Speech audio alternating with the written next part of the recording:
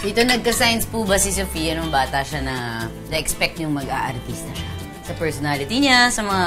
Honestly, hindi. Talaga po? Kasi parang hindi naman siya born na naturally talented. Ha? Dilalaglag ka ng dati mo. Pero totoo po. Talaga? Pero totoo talaga yan. What do you mean? Tinrabaho mo? Pero gusto mo ba mag-artista, Sofia? Opo. Una, hindi. Nung una, hindi? Nung maliit, hindi. Okay. Tapos nung tumanda na konti, doon ko na po nakita na. Pero paano ka na-open sa mundo ng showbiz? Nag-start po ako, commercials. Okay. Tapos, hindi po talaga nila in-imagine na mag-artista ako. Kasi kapag nag-VTR po ako, di ba may mga VTR na, may pila kailangan kayo. hawak ko si mommy or else iiyak ako. Oh my gosh! Hindi ko kaya na wala akong kasama. So, Paano yun? O di paano acting din si mag-artista? tita.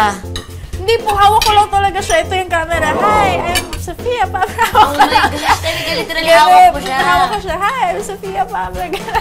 Okay. Paano mo na-overcome yung hiya mo na yun? Hindi ko rin po alam. Parang I think growing up po sa industry na sana. Dito, shocking yung news sa'yo. Na artista na siya. Hindi naman. Hindi Kasi naman. yun nga, nag-start kasi siya as in sa wala.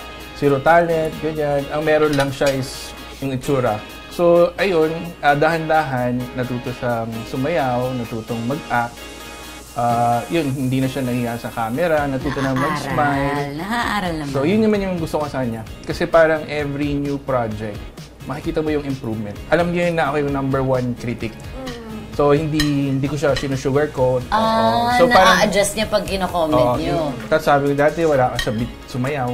Lagi kang... Na-hurt ka pag masyadong honest si Tito sa mga critic niya sa'yo? Hindi kasi alam ko po totoo.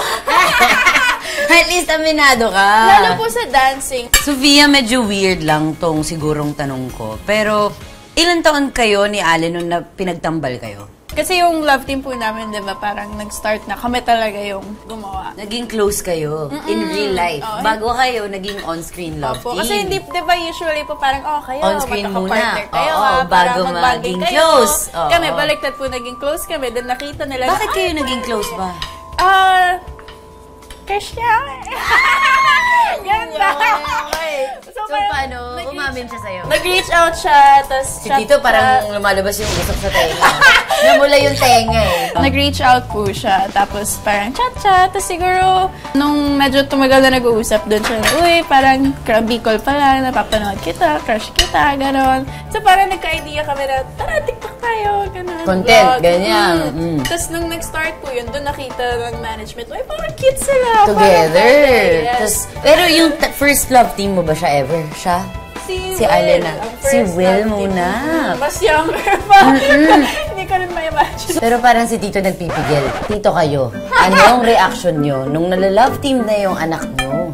Normal lang. Hindi kasi si Sofia, naman siya honest. Hindi nagsisinungaling sa inyo? Wow, good girl ka ah. So, parang pwede mo siyang pagkatiwalaan to know kung ano yung limitations, ano yung right from wrong, and yun. Hindi kayo kinabahan, Tito? Hindi. Very, siya, responsible.